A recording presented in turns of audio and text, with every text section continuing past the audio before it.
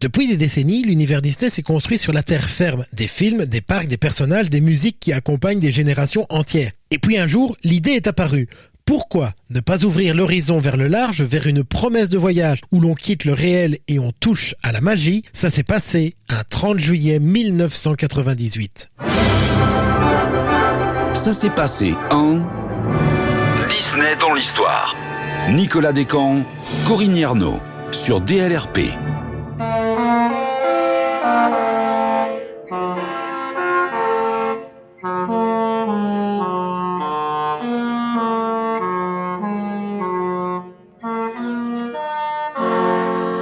Bonjour Corinne, et ce jour-là, quelque chose change définitivement dans la manière dont Disney envisage son propre territoire. Bonjour Nicolas, 30 juillet 1998, c'est le jour du premier départ du Disney Magic, le tout premier navire d'une flotte appelée à devenir mythique. Cette idée ambitieuse, presque démesurée, ne consistait pas seulement à affréter un bateau, mais à inventer une nouvelle façon de voyager, un monde flottant, pensé dans les moindres détails, où chaque pont, chaque cabine, chaque spectacle prolongerait l'expérience racontée depuis tant d'années au cinéma et dans les parcs. Cette aventure maritime, c'était un pari industriel, touristique et artistique à la fois.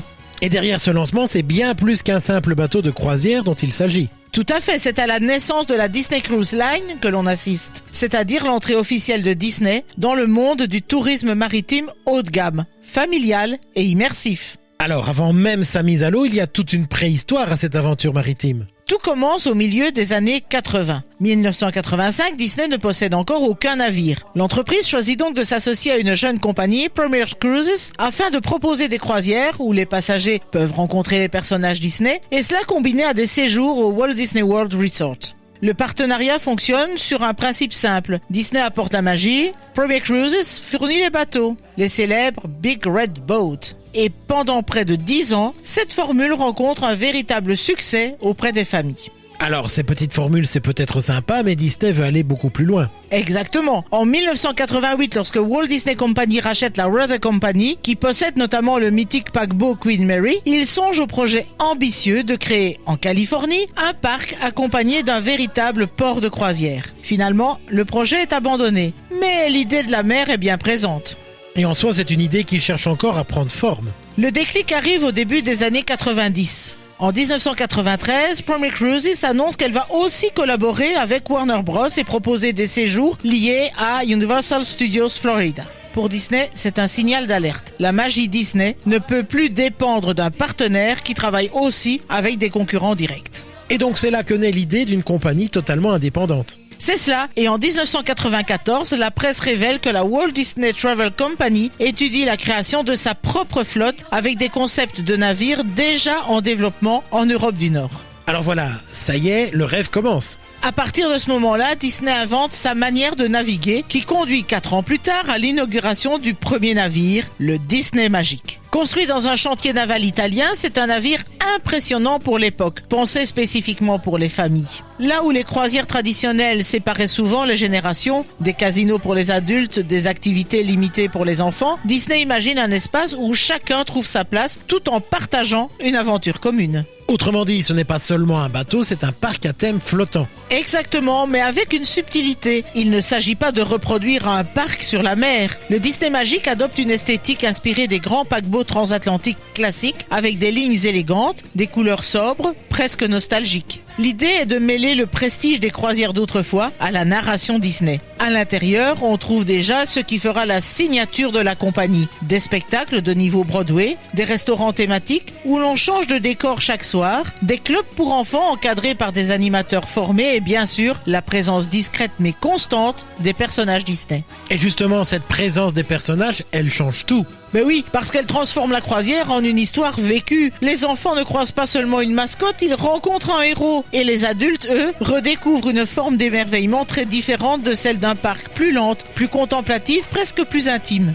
Et cette aventure, elle ne va pas s'arrêter là. Mis à l'eau le 1er janvier 1998, Disney Magic part pour son premier voyage le 30 juillet 1998 et accoste le 2 août à Castaway Cay, une île privée achetée 2 années plus tôt. Un an plus tard, le 1er janvier 1999, le second navire, le Disney Wonder, est mis à l'eau. Après avoir rejoint le Disney Magic le 2 août à Castaway Cay, il prend officiellement sa mise en service le 15 août 1999. Alors on en est à 2 bateaux, mais l'histoire ne s'arrêtera pas là, je suppose. Une nouvelle étape va commencer réellement 10 ans plus tard, en 2009. Le 2 mars de cette année-là, la Disney Cruise Line annonce la construction de 2 nouveaux paquebots, le Disney Dream et le Disney Fantasy. Quelques mois plus tard, le 26 août, la construction concrète du premier commence. Et avec cette annonce, c'est toute l'expérience Disney Cruise Line qui est améliorée. Tout à fait, Disney va annoncer l'agrandissement de la plage familiale de Castaway Cay, l'ajout de nouvelles installations, de cabanons privatifs et puis les itinéraires aussi sont multipliés. Alors avec ce développement, on sent que la croisière devient un pilier à part entière de la stratégie Disney. Absolument, et cela se confirme encore dans les années 2020 avec de nouveaux navires toujours plus immersifs où la narration prend une place centrale. Certains restaurants deviennent de véritables expériences scénarisées, mêlant animation, musique et projection. On n'est plus seulement dans le transport ou le loisir, on est dans une extension directe du storytelling Disney. Mais revenons au Disney Magic si tu veux bien. Qu'ont donc découvert les premiers voyageurs en juillet 1998 ? Quand ils quittent Port Canaveral le 30 juillet 1998, l'enjeu est immense. Prouver qu'une croisière peut devenir une véritable expérience Disney, pas seulement un déplacement en mer. Donc dès le départ, il ne s'agit pas d'une croisière comme les autres, comme si le bateau devenait une véritable scène. Exactement. Chaque journée alterne entre découverte des îles, activités familiales et spectacles. La destination n'est pas seulement l'escale, mais c'est le navire lui-même. Le premier voyage fonctionne tellement bien qu'elle pose les bases de tout ce qui suivra pour la Disney Cruise Line. Une croisière pensée comme une histoire complète, du moment de l'embarquement jusqu'au retour à quai. Bon allez, plus concrètement, fais-moi rêver et décris-moi ce que les passagers découvrent une fois la passerelle franchie. Imagine, le voyage commence dès l'embarquement. L'accueil à bord est conçu comme une entrée en scène. Les passagers sont annoncés par leur nom, applaudis et invités à franchir un seuil symbolique. Dès l'entrée, les voyageurs pénètrent dans un vaste atrium inspiré des grands paquebots transatlantiques du début du XXe siècle. Boiseries élégantes, lumière chaude, statues emblématiques. Mais très vite, la magie Disney réapparaît avec spectacle, club pour enfants, rencontres avec les personnages.